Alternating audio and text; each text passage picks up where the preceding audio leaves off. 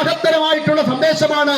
ഭാരതത്തിന്റെ ഇരുളകറ്റാൻ, ഭാരതത്തിന്റെ ഇരുട്ടിനെ തുടച്ചു മാറ്റിയത് സുവിശേഷമാണ്. ഭാരതമെന്ന് മാത്രമല്ല, ലോകത്തിന്റെ നാനാ തുറകളിലും സുവിശേഷം കടന്നു എന്നപ്പോൾ അവിടെയുള്ള ഇരുട്ടിനെ തുടച്ചു മാറ്റി നരഭോജിയെ നരസ്നേഹിയാക്കി മാറ്റുന്ന അതിമഹത്തരമായിട്ടുള്ള ഒരൊറ്റ സന്ദേശമാണ് സുവിശേഷം. മനുഷ്യനെ പച്ചയ്ക്ക് പുഴുങ്ങി ഭക്ഷിച്ചുകൊണ്ടിരുന്ന ഒരു കാലഘട്ടം ഉണ്ടായിരുന്നു. എന്നാൽ ആ കാലഘട്ടത്തിൽ നിന്നും അതേ മനുഷ്യനെ സ്നേഹിക്കാൻ പഠിപ്പിച്ചത് അത് സുവിശേഷമാണ്. സുവിശേഷം ഏതെങ്കിലും ഒരു മതത്തിന്റെ, ജാതിയുടെ, വർഗത്തിന്റെ, വർണ്ണത്തിന്റെ സന്ദേശമല്ല, മറിച്ച് സുവിശേഷം ഏതൊരു മനുഷ്യന്റെയും മനസ്സിന് വിശാലത ഒരുക്കി കൊടുക്കുന്ന ഉലകത്തിലെ ഒരേ ഒരു സന്ദേശമാണ് സുവിശേഷം.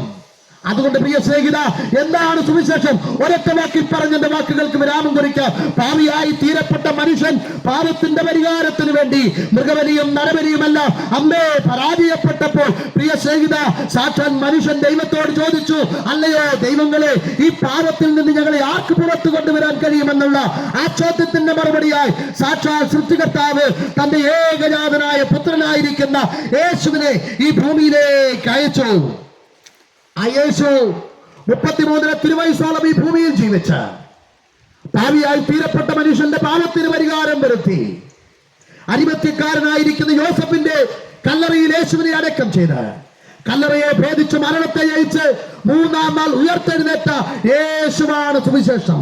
അതുകൊണ്ട് പ്രിയരെ, മരണത്തിനപ്പുറം എന്ത് എന്നൊരു ചോദ്യം നിങ്ങളുടെ ഹൃദയത്തിന്റെ അകത്തളങ്ങളിൽ അലറ്റുന്നുണ്ട് എങ്കിൽ ഒരൊറ്റ മറുപടി: മരണത്തിനപ്പുറം ഒരേ ഒരു ജീവിതം, അത് നിത്യമായിട്ടുള്ള സ്വർഗരാജ്യം. മറ്റൊന്ന് നിത്യമായിട്ടുള്ള നരകം. ഈ ജീവിതത്തിൽ നിന്നും നിത്യമായിട്ടുള്ള സ്വർഗത്തിലേക്ക് ഒരൊറ്റ മാർഗം, അത് യേശുവിലൂടെയാ. അതുകൊണ്ട് അടുത്ത മകനിയുമായി ഞങ്ങളെ ശ്രദ്ധിക്കുന്ന എല്ലാ പ്രിയപ്പെട്ടവരോടും ഞങ്ങൾ വിളിച്ചു പറയുന്നു, സുവിശേഷം ഒരു മതത്തിന്റെയോ ഒരു ജാതിയുടെയോ ഒരു വർഗത്തിന്റെയോ ഒരു വർണ്ണത്തിന്റെയോ സന്ദേശമല്ല.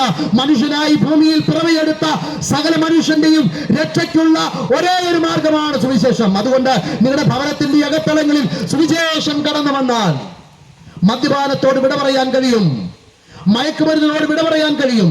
നിങ്ങളുടെ ജീവിതത്തെ തകർത്തുകൊണ്ടിരിക്കുന്ന ഏത് മേഖലയാണെങ്കിലും ആ മേഖലയിൽ നിന്ന് നിങ്ങൾ പുറത്തു കൊണ്ടുവരാൻ കഴിയും. പ്രിയ മാതാവേ, നിങ്ങൾ രോഗിയാണോ, നിങ്ങൾ കടഭാരത്തിലാണോ, നിങ്ങളുടെ ജീവിതമാകെ തകർന്ന അവസ്ഥയാണോ, എന്നാൽ സുവിശേഷത്തിന് നിങ്ങളുടെ സ്ഥിതികളെ മാറ്റാൻ കഴിയും. അതുകൊണ്ട് പ്രിയരെ, ഒരു നിമിഷം നിങ്ങൾ ആയിരിക്കുന്ന സ്ഥാനങ്ങളിൽ കിടക്കുന്ന കിടപ്പിലായിക്കൊള്ളട്ടെ,